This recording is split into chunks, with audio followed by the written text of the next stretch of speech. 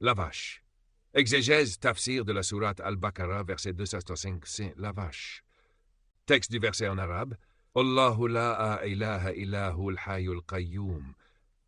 La ta'khudhu sinnat, wa la nawm. Lahu ma fi as-samawat, wa ma fi al-ardi. من ذا الذي يشفع عنده إلا بإذنه يعلم ما بين أيديهم وما خلفهم ولا يحيطون بشيء من علمه إلا بما شاء وسع كرسيه السماوات والأرض ولا يؤوده حفظهما وهو العلي العظيم. Allah, point de divinité à part lui, le vivant, celui qui subsiste par lui-même, Al-Qayyum. Ni somnolence, ni sommeil ne le saisissent. À lui appartient tout ce qui est dans les cieux et sur la terre. Qui peut intercéder auprès de lui sans sa permission? Il connaît leur passé et leur futur. Et de sa science, il n'embrasse que ce qu'il veut. Son trône, Kursi, déborde les cieux et la terre, dont la garde ne lui coûte aucune peine, et il est le très haut, le très grand. Tafsir, exégèse générale du verset. Ce verset est considéré comme le plus grand verset du Coran. Il est une déclaration fondamentale du monothéisme Tawhid et décrit de manière concise et puissante la perfection, la majesté et l'omnipotence d'Allah. Allah, point de divinité à part lui. C'est le cœur du message de l'islam, la négation de toute fausse divinité et l'affirmation de l'unicité absolue d'Allah. Le vivant, celui qui subsiste par lui-même. Al-Hayy, le vivant, possède une vie parfaite, sans début ni fin. Al-Qayyum signifie qu'il est autosuffisant et que toute la création dépend de lui pour son existence et sa subsistance. Ni somnolence ni sommeil ne le saisissent, attributs qui soulignent sa perfection. Le sommeil et la somnolence sont des signes de faiblesse ou de besoin, et Allah en est exempt. Il veille de manière perpétuelle sur sa création. À lui appartient tout ce qui est dans les cieux et sur la terre, affirmation de sa souveraineté absolue. Tout l'univers est sa propriété et sous son contrôle. Qui peut intercéder auprès de lui sans sa permission? Le jour du jugement, aucune intercession ne sera acceptée, sauf celle autorisée par Allah. Cela réaffirme son autorité ultime. Il connaît leur passé et leur futur. Sa science est absolue et embrasse tout, le passé, le présent et l'avenir, le visible et l'invisible. Rien n'échappe à sa connaissance.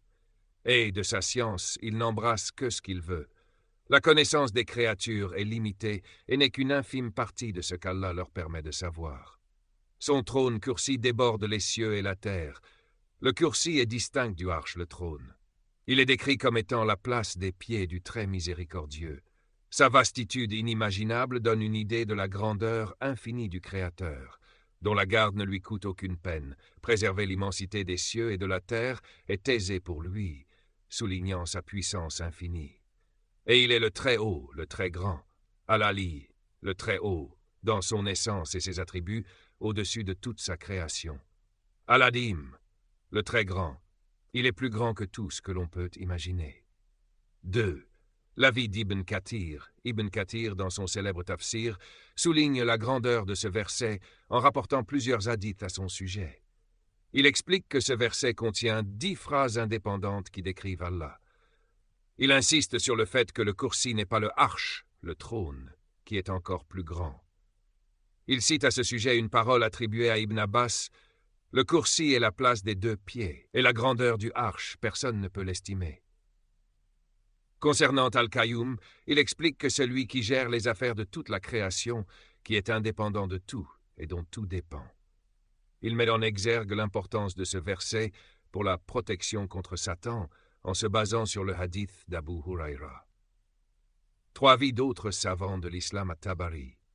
Dans son tafsir Jami' al-Bayan an Ta'wil Ay al-Qur'an mi al-Bayan, il compile les différentes interprétations des premiers musulmans, salaf. Il explique en détail le sens de chaque attribut. Pour Al-Qayyum, il rapporte que cela signifie « celui qui veille sur toute chose, la gère et la préserve ». Al-Qurtubi.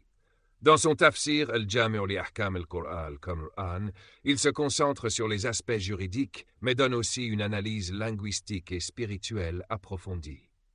Il mentionne les nombreux mérites de ce verset et le fait qu'il contient le plus grand nom d'Allah, Ismallah al-Adam, selon certains avis.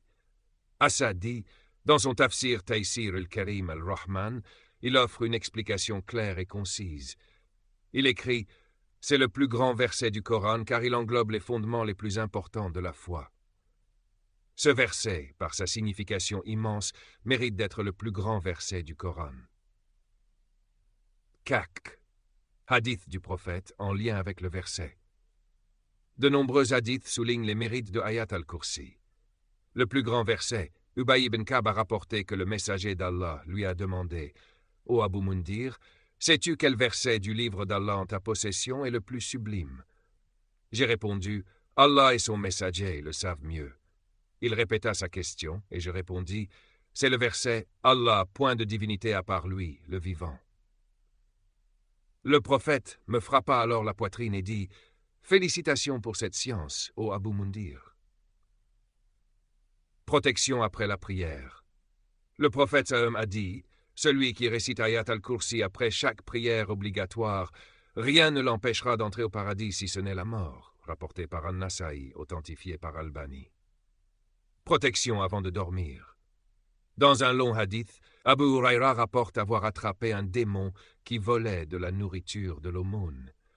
Le démon lui dit « Quand tu vas te coucher, récite Ayat al-Kursi, et tu auras un gardien d'Allah, et aucun démon ne t'approchera jusqu'au matin. » Quand Abu Huraira en informa le prophète, il lui dit « Il t'a dit la vérité, bien qu'il soit un grand menteur. » 5 contextes de la révélation.